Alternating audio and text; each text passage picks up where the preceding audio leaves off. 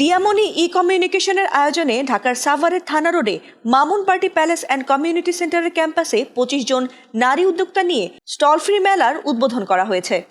আজকে আমি এখানে আসতে পারছি, অনেক ভালো লাগছে। এসে দেখি ও মাই গড, অনেক সুন্দর।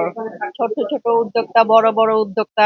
উদ্যোক্তাদের প্রতিভা ও সৃজনশীলতার স্বীকৃতির জন্য এ মেলার আয়োজন করেছে স্বেচ্ছাসেবী সংগঠন দিয়ামনি ই কমিউনিকেশন।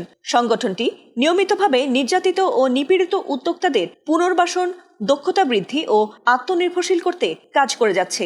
যারা ইউনিক পণ্য নিয়ে কাজ করে তাদেরকে হচ্ছে গিয়ে যতটা সম্ভব ফোকাসে নিয়ে আসা যায়, এবং সবচেয়ে বড় কথা হলো যারা অ্যাক্টিভ উদ্যোগী, কাজের প্রতি যাদের স্পৃহা আছে, আমরা তাদেরকে নিয়ে ইনশাআল্লাহ ভবিষ্যতে কাজ করব, এবং তাদের পণ্যটা বিক্রি শুধু দেশে না, দেশের বাইরে আমরা যদি সুযোগ তৈরি করে দিতে পারি, আমরা সে ব্যবস্থা ইনশাআল্লাহ। এই উদ্যোক্তা মেলায় 25টি স্টলে স্থানীয় উদ্যোক্তারা তাদের তৈরি পণ্য প্রদর্শন ও বিক্রয় করেন। পণ্যের আকর্ষণীয় উপস্থাপন ও ক্রেতাবান্ধব মূল্য নির্ধারণের কারণে সারাদিনই ক্রেতা ও দর্শনার্থীদের ভিড় দেখা যায়। আর দিনের শেষে সর্বোচ্চ বিক্রয়কারী প্রথম, দ্বিতীয় ও তৃতীয় স্থান অর্জনকারীদের মাঝে পুরস্কার বিতরণ করা হয়। অংশগ্রহণকারী সকল স্টল মালিকদের সার্টিফিকেট দেওয়া হয়। আমি কোনটা ছেড়ে কোনটা দেখবো, মানে অল আর বিউটিফুল। এবং এই যে ফ্রি মেলার ব্যাপারটা, এই কনসেপ্টটা আমি অসম্ভব পছন্দ হয়েছে আমার।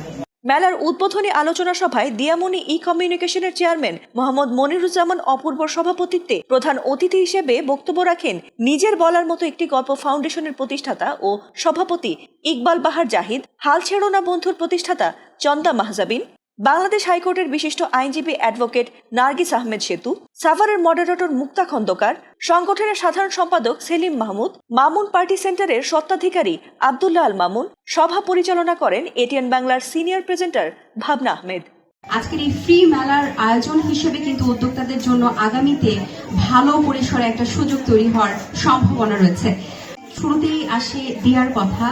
খারাপ লাগার জায়গা থেকে বলতে চাই যে 25 জানুয়ারি 2025 সালে মহান আল্লাহর ডাকে আসলে দিয়া আমাদের মাঝ থেকে চলে গেছে, এবং তার মৃত্যুতে আমরা গভীরভাবে শোকাহত।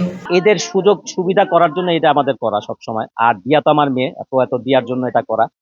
আমার দিয়ার মানে দিয়া যাতে দোয়া পায় সবার, আমার এটার জন্য এই মেলাগুলো করা, যাতে আমার দিয়াকে যাতে আল্লাহ বেহেশতে নসিব করে। উদ্যোক্তাদের উদ্দেশ্যে বলছি যে আপনারা দিয়ামনি কমিউনিকেশনের সাথে সবসময় যোগাযোগ রাখুন, আর দিয়ামনি ই কমিউনিকেশনের পাশে থাকুন।